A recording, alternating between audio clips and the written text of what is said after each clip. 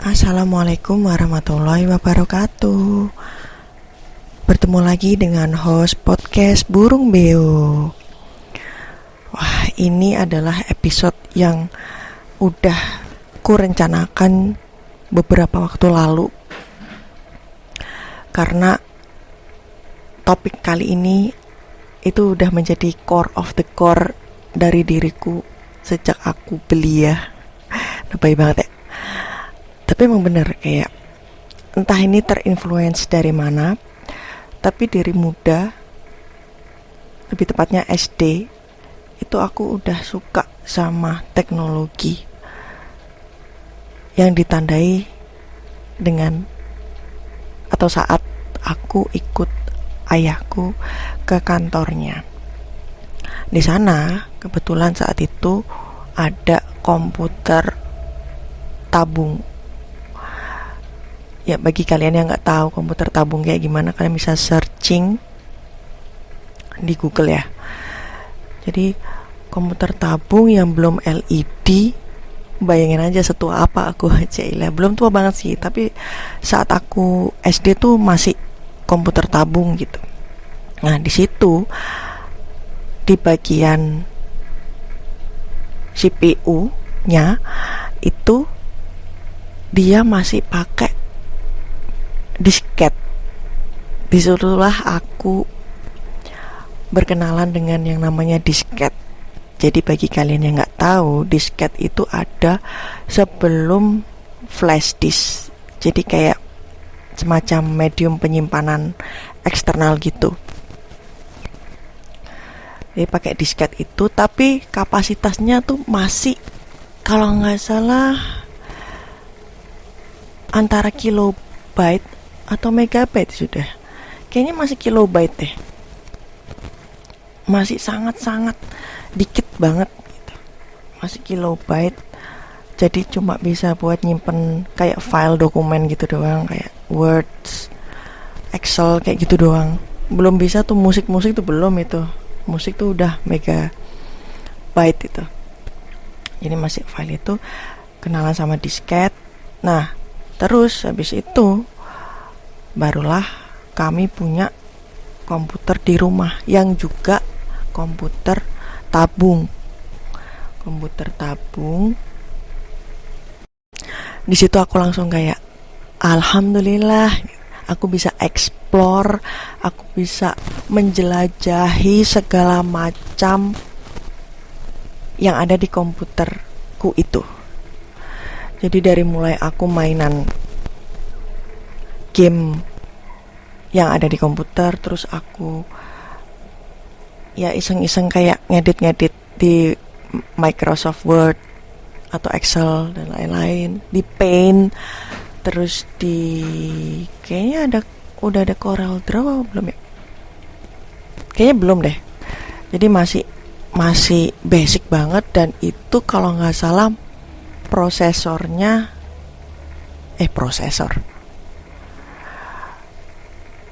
Oh ini OS-nya, kok prosesor, sorry. OS-nya itu masih Windows XP, kalau nggak salah ya. Oh, wait, kok aku jadi lupa. OS-nya Windows, dan Windows-nya Windows XP. Jadi sebelum 2007 nih, bayangin aja gitu. Windows XP. Terus di situ kan masih offline ya, belum internet gitu. Jadi aku ya cuma sekedar ini aja, explore apa yang ada aja gitu. Kayak yang aku sebutin tadi, mainan yang ada di komputer, kayak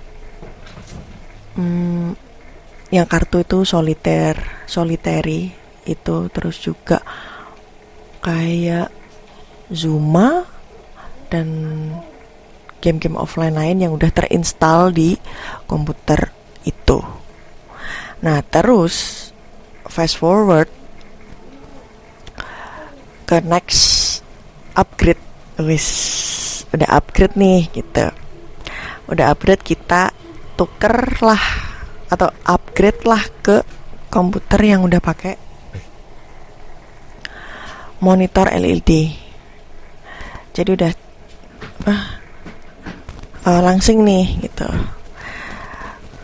Udah pakai komputer yang layar slim. Udah pakai layar slim. Terus disitulah aku berkenalan dengan modem LAN. Jadi masih internetnya pakai kabel Ethernet. Masih pakai kabel Ethernet. Terus kalau nggak salah ada batasannya deh internetnya tuh, cuma berapa ini gitu. Terus setelah itu aku ya udah makin merambah lagi dong gitu, udah bisa internetan. Tapi kalau nggak salah saat itu basisnya masih website yang basic banget. Jadi belum website atau kayak belum yang YouTube atau apa tuh belum. Jadi masih website yang basic sekali. Tapi untuk yang berbasis website ini aku lebih seingatku lebih mengeksplor atau eksploratif tuh saat aku jadi anak warnet, warung internet. Anak warnet banget nih guys. Kayaknya abang-abangnya juga udah hafal deh ya, ini dua anak aku sama adikku itu tiap puasa deh, apalagi puasa itu siang tuh kita menghabiskan waktu tuh di warnet, kayak sangar gitu. Nah itu aku periode aku menjadi anak warnet itu udah ada YouTube. Jadi udah ada YouTube, pokoknya yang berbasis JavaScript, ya nggak sih? Yang gambarnya udah advance itu udah ada YouTube. Terus kayak yang berbasis video tuh udah ada. Nah disitulah aku cukup adiksi ya sama YouTube, karena aku membuka banyak video-video, terutama seingatku ya, terutama video K-pop. Saat itu aku K-popers banget. Nah, aku buka video K-pop itu, terus aku download ilegal di website YouTube downloader gitu. Jadi caranya kamu cari dulu videonya apa di YouTube, terus di atasnya kan biasanya ada tuh URL-nya, alamat situsnya apa, YouTube/apa gitu kan. Nah itu di copy terus dipaste di YouTube, linknya tuh dipaste di website YouTube downloader itu. Nah di situ kamu tinggal pilih kamu mau resolusinya berapa gitu, 360p atau 480p. Kayaknya 720 belum ada deh. Ya antara 360 atau 480 kalau nggak salah ya. Nah itu. Nah berhubung semakin bagus kualitas videonya, itu ukurannya semakin besar, biasanya mempengaruhi kecepatan downloadnya, jadi makin lama gitu. Nah supaya tidak terlalu berlama-lama, aku menemukan hack sebuah aplikasi yang namanya Internet Download Manager atau IDM. Jadi dia ketika kita udah klik, misalkan kita resolusinya 480 gitu, terus kita klik. Nah, itu nanti muncul tuh kayak sebuah, sorry kita break dulu karena azan Isya. Sampai mana tadi guys? Oh, IDM ya, Internet Download Manager.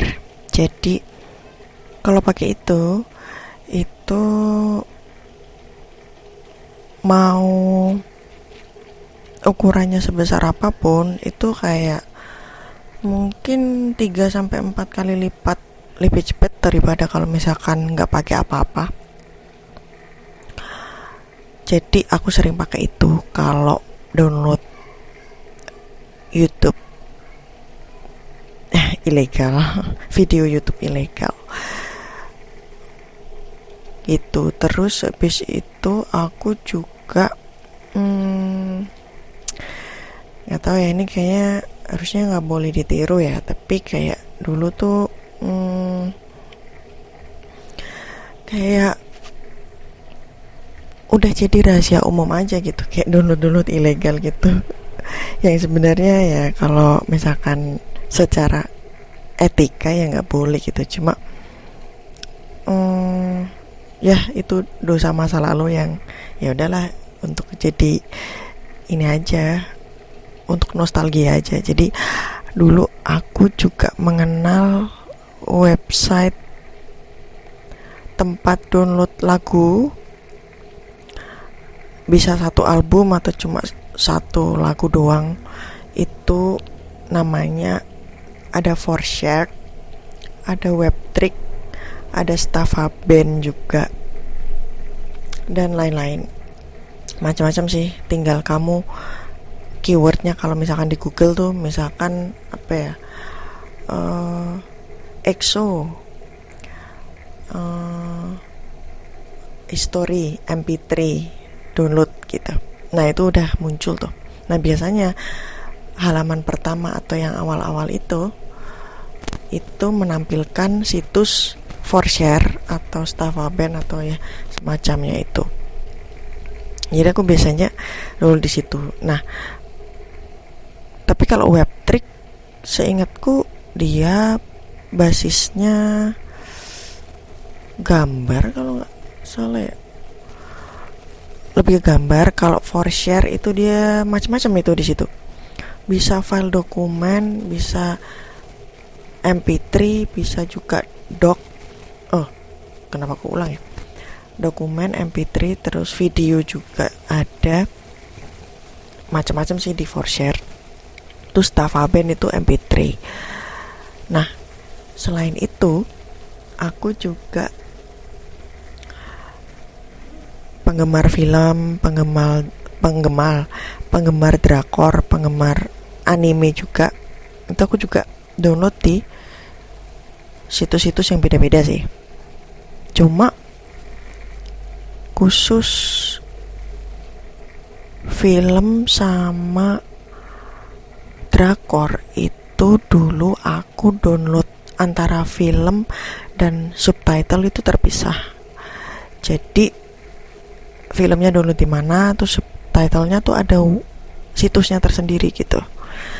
Aku lupa sih nama situsnya apa dulu, Subsin atau apa gitu. Tapi pokoknya jadi ketika kamu masuk ke situs itu kamu tinggal ke search engine-nya aja gitu, kayak film apa gitu. Nah itu setelah di search itu muncul beberapa versi, banyak banget. Ada yang misalkan film apa ya, film dulu tuh apa ya, kayak Iron Man gitu. Iron Man itu ada yang Iron Man versinya ini, Iron Man yang 480 atau Iron Man yang 720 atau kok 480 720, sorry Iron Man yang masih cam, Iron Man yang HD, Iron Man yang apa, Iron Man yang versi ini. Bahkan itu baru ininya jenis Terus dibedakan lagi bahasanya. Ada yang English English, ada yang Inggris, ada yang Indonesia, ada yang apa gitu.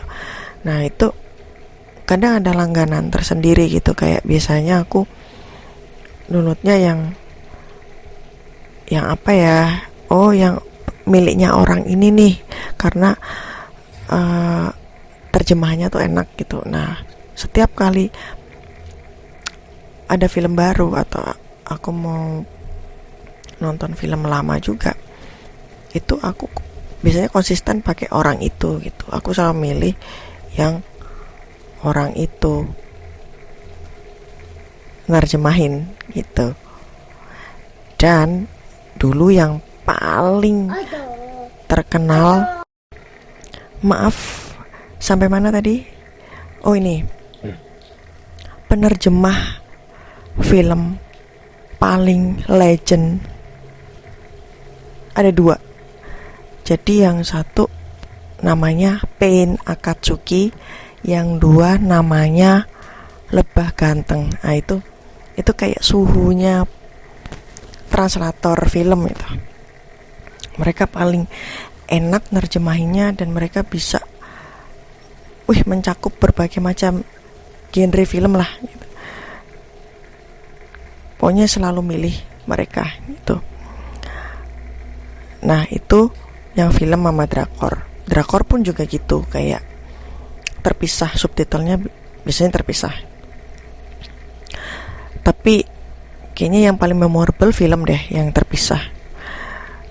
Nah itu, jadi antara film dan subtitle terpisah. Nah ketika kamu jadiin satu, misalkan kamu bikin folder baru di komputer, kamu masukin film dan subtitlenya yang berekstensi srt.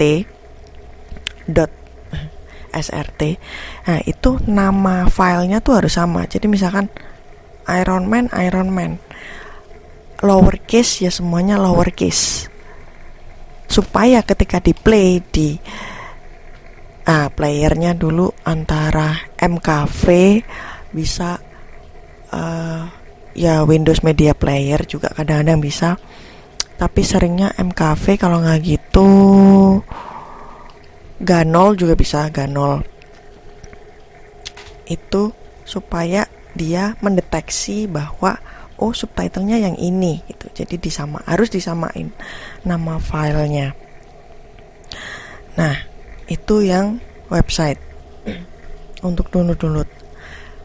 Oh, tadi kurang satu, anime. Anime ini hampir sama kayak drakor sih. Cuma kalau anime seingatku, samanya tuh adalah bisa download per episode atau bisa langsung satu season gitu. Tapi kalau anime kebanyakan udah subtitlenya udah nempel sih. Dan itu macam-macam.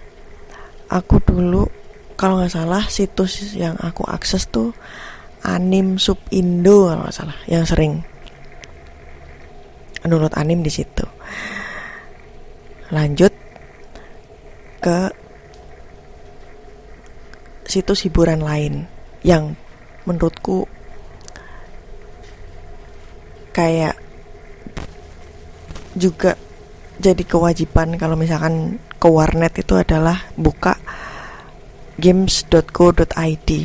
Jadi bisa bisa main apa aja di situ. Aku dulu paling suka download main game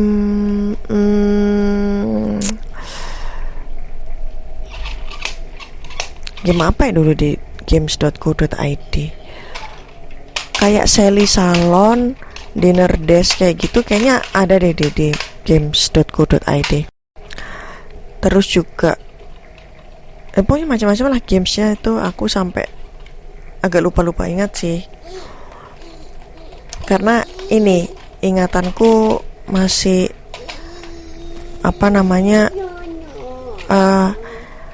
berkelindan dengan ingatan akan folder game di komputer yang isinya tuh semua produksiannya Game House.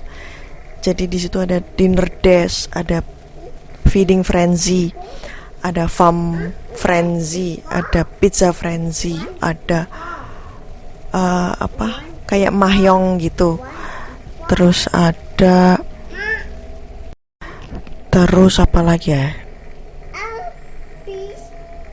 pokoknya ya game house. Oh, sama ini juga,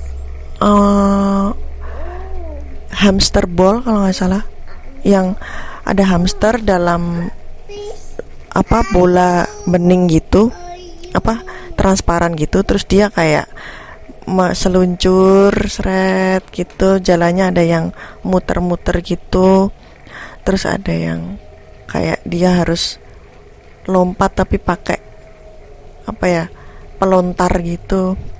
Itu seru banget sih, hamster itu. Nah itu game-gamean itu. Terus next aku sekitar SD menjelang SMP itu aku udah mulai merambah ke media sosial. Oke, sorry dari terhenti sebentar. Wah, ke skip mulu ya. Oke, sampai mana tadi? Sampai di masa peralihan dari SD ke SMP, aku mulai merambah ke media sosial. Jadi aku berkenalan dengan Friendster itu sebelum ada Facebook. Jadi basisnya yang dia kayak Facebook tapi masih mungkin kayak semacam betanya Facebook gitu kali ya. Masih belum secanggih Facebook. Tapi mirip kayak gitu. Logonya tuh hijau gitu deh, Friendster.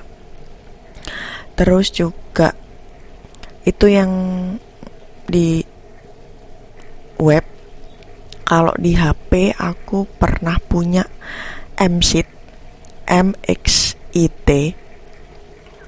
Itu dia basically chatting sih, kayak chatting. Terus invite-nya itu dalam bentuk pin-nya tuh agak susah dihafalin sih. Jadi kamu mesti, karena dia kombinasi antara huruf dan angka yang berjumlah kayaknya sekitar 6 sampai 7 gitu. 6 sampai 7 digit. Dan MXit itu berbagai macam versi. Jadi ada yang hijau, ada yang biru, ada yang orange. Aku lupa tergantung apa, tapi pokoknya aku pernah punya semuanya. Dan akhirnya beberapa tahun silam MXit mengucapkan farewell tuh kayak, ya Allah, ini yang menemaniku awal-awal punya medsos di HP itu. Meskipun cuma chatting doang sih, tapi kayak masa-masa alaiku apa ya, lengkap dengan adanya MXit. Terus juga yang basis chat juga ada, MLRC, nggak tahu aku bacanya gimana, tapi dia juga chatting dan bahkan kamu nggak perlu punya akun, cukup ngetik ID aja terus kamu bisa langsung login, kayak langsung masuk ke room chatnya gitu, terus chat sama random orang gitu. Itu aku mainan MLRC itu waktu aku nemenin saudaraku mainan Facebook, karena aku masih underage, jadi aku cuma nemenin doang gitu. Nah terus lanjut ke Facebook, of course generasi awal ini 2000 berapa ya aku punya Facebook, 2010 kayaknya, 2010-an sih. Aku SMP, aku SMP itu Facebook. Ya begitu, alay banget Facebook itu. Sampai SMA pun aku masih alay, kayak update status, terus update apalah yang lagi dirasain hari itu. Kayak ya Allah, kayak alay banget loh gitu. Tapi emang masa-masa muda dan punya medsos itu tuh gak mungkin gak alay gitu. Kayak dulu sempet kayak tak baca-baca ulang kayak postingan-postingan aku yang lalu-lalu sebelum aku menghapus permanen akunku yang itu. Dan sekarang agak ku sesali, tapi ya sudahlah gitu. Biar aku nggak terus-terusan melihat ke masa lalu kayaknya sih. Gitu. Tapi kayak aku baca ulang waktu itu tuh kayak, gila deh, kayak gini doang dibikin status ya. Gitu. Cuma ya udah, itu bagian dari proses kehidupan. Jadi Facebook bertahan lama sampai SMA juga. Dan berbarengan dengan itu aku kelas berapa ya, sekitar 2012 2011 atau 12 13 antara itulah, antara 3 tahun itu aku punya Instagram yang masih logo kamera Polaroid vintage warna coklat. Masih logonya masih itu, masih estetik banget. Dan ketika login tuh masih, jadi buka beranda itu logo Instagramnya tuh masih biru, kayak headernya yang atas terus tengah Instagram itu masih biru warnanya. Terus filternya tuh masih alay banget, kayak sepia, kayak mirip-mirip kayak gitu deh, sepia yang agak jadi monokrom gitu, yang black and white sama yang agak sepia gitu, kayak aduh alay banget gitu. Dan masih kita nggak dikasih rekomendasi postingan orang yang nggak kita follow, ya kita taunya cuma yang kita follow doang gitu. Jadi nggak ada tuh yang randomly, ini siapa nih gue nggak follow kok ada iklannya gitu, nggak ada. Jadi masih ya yang kita follow dan kita follow back gitu. Itu, dan semuanya tuh masih berbasis ya udah cuma nampilin foto doang gitu, nggak, belum yang kayak apa-apa gitu. Jadi benar-benar sesuai tujuan awalnya, yaitu tempat kayak portofolio fotografer, itu ditaruh situ semua. Terus berbarengan itu juga Twitter aku punya Twitter. Itu aku sempat cosplay jadi anak kuliahan, padahal anak kuliahan apa anak SMA ya, pokoknya aku kayak cosplay jadi anak yang lebih tua gitulah, padahal aku masih SMP gitu. Terus dapat kenalan namanya Kak Cika dari, kalau nggak Gresik ya Sidoarjo, aku lupa sih. Nah itu aku dapat kenalan, terus bahkan aku itu sih yang paling memorable, aku cosplay jadi anak yang lebih dewasa usianya di Twitter. Terus juga sempet dulu aku suka banget nonton Jimmy Fallon, Tonight Show-nya Jimmy Fallon tuh suka banget. Dan pas dia ada konten sama Justin Timberlake itu kan sempat kayak dia bikin hashtag apa gitu di Twitter gitu. Dan itu aku ngikuti hashtagnya, itu kayak lucu banget sih. Jadi beriringan lah itu, aku lagi suka-sukanya Twitter dan Jimmy Fallon lagi kayak hashtag gitu trennya. Terus lanjut ke Path, aplikasi yang ikonnya warna merah P itu. Path itu terbatas, cuma 140-an teman yang bisa di-add. Dan dia itu kayak edgy banget sih. Itu dia kayak kita bisa update lagi baca buku apa, lagi di mana, terus lagi sama siapa gitu. Tapi tuh interface-nya tuh bagus gitu. Kalian bisa cek deh Path kayak gimana tampilannya, berandanya tuh kayak keren banget ya, gaul banget lah saat itu punya Path. Aku punya juga. Terus Periscope, aku punya Periscope gara-gara Teh Yaya atau Raisa itu punya Periscope. Jadi supaya aku bisa nontonin Periscope-nya dia. Jadi Periscope tuh kayak Snapchat kalau kalian tahu. Kalau sekarang tuh kayak IG live, TikTok live kayak gitu-gitu. Tapi dulu namanya Periscope. Jadi dia isinya cuma yaitu video-video yang lagi on air atau lagi live. Artis-artis tuh aku utamanya Raisa sih yang aku tonton. Terus habis itu yang masih bertahan sampai aku SMA tuh yaitu sih Facebook, Instagram. Terus juga nambah lagi BBM Messenger waktu aku SMA. Jadi dulu ada HP namanya BlackBerry. Nah, dia punya messenger sendiri namanya BBM. Nah, cuma seiring berjalannya waktu, entah gimana ada developer yang bikin BBM versi Android. Karena saat itu nggak mampu beli BBM, jadi pakainya yang BBM versi Android. Ya udah pakai itu, pakai pin gitu, nge-add-nya pakai pin, ngetik pin terus nanti di-add gitu. Ya kayak chatting biasa gitu.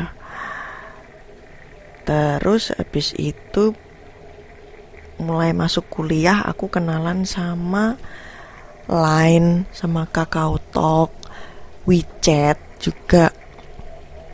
Tapi yang paling bertahan selama kuliah tuh Line sih. Line itu the best banget. Kayak bisa beli stiker, bisa, bahkan aku sempet di Line tuh ada kayak store-nya gitu. Terus aku pernah beli softcase buat HP Xiaomi ku, Xiaomi Mi4i Mi4i itu aku beli softcase-nya di Line. Dan itu tuh ya ampun, itu estetik banget. Jadi itu softcase, bukan softcase deng, agak hardcase, agak ada hardcase, bener-bener hardcase. Gambarnya tuh rubahnya warna oranye, terus backgroundnya tuh ungu gitu. Jadi kayak keren banget gitu, kayak estetik banget gitu. Terus bahannya tuh ngedove. Aku tuh suka, dari dulu tuh suka yang ngedove gitu, yang bukan yang shiny. Aku nggak terlalu suka yang shiny, aku suka yang ngedove bahannya. HP pun juga aku nyari yang ngedove. Kebetulan yang Xiaomi yang tipe itu ngedove juga bagian casing belakangnya itu. Dan aku suka banget, dan akhirnya kalau nggak salah aku jual apa? Taruh mana ya? Apa rusak ya? Kayaknya gue jual deh. Kayaknya aku jual.